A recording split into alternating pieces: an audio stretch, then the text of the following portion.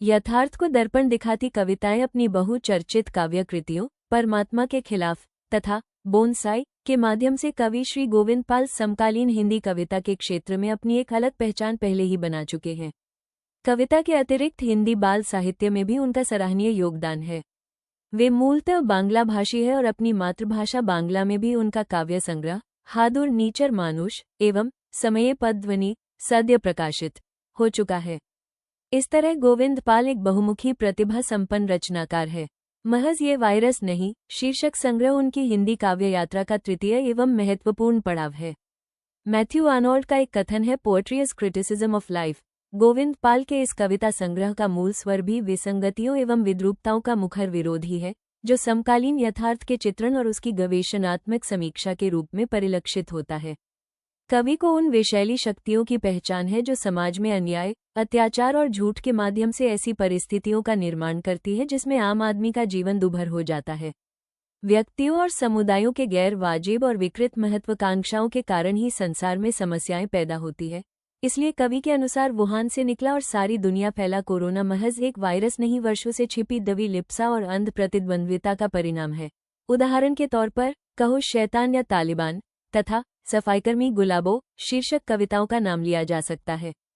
फरमान अल्लाह का कहकर जायज ठहराकर सरेआम जो ले किसी की जान, ऐसे मानसिक रोगी को क्या कहा जाए। शैतान या तालिबान ये दूर का यथार्थ है। दूसरी ओर सफाईकर्मी गुलाबो केवल गंदगी का ढेर ही नहीं उठाती, ढेर सारी बीमारियां भी उठाती है अपने लिए। कवि को पता है ऐसे कर्मियों को न सही वेतन समय पर मिल पाता है और न कोई समुचित चिकित्सा व्यवस्था है। ये हमारा चिर परिचित आस पड़ोस है। ऐसी विषम परिस्थितियों में केवल शब्दों की जुगाली करने या मात्र कविता लिखने से काम नहीं चलने वाला। इसीलिए कवि झकझोरता है बुद्धिजीवियों को ये कहते हुए कि जहां भविष्य को दफनाने के लिए गड्ढे पर गड्ढे खोदे जा रहे हैं, तुम अंधेरे में बैठकर कविता लिख रहे हो। कवि समकालीन यथार्थ के छुपाए गए पक्ष को भी उजागर करता है।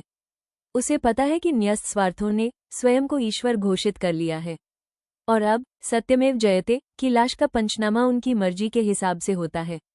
मरघट में इस बात पर बहस होती है कि लाश को जलाया जाए कि दफनाया जाए। इस तरह के धुंधलके में समाज विरोधी शक्तियां भी बहती गंगा में हाथ धो लेती हैं। ये जिंदगी एक लिफ्ट है शीर्षक कविता में कवि की दार्शनिकता भी झलकती है।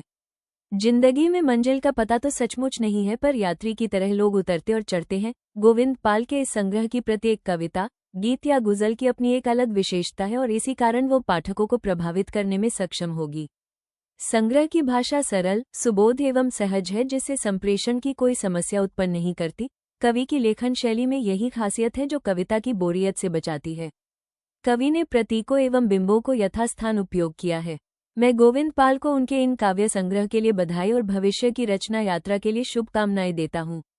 रजनीकांत श्रीवास्तव, वरिष्ठ साहित्यकार, भू पू महाप्रबंधक, भिलाई इस्पात संयंत्र 5A, सड़क 2, सेक्टर भिलाई 4,90,006।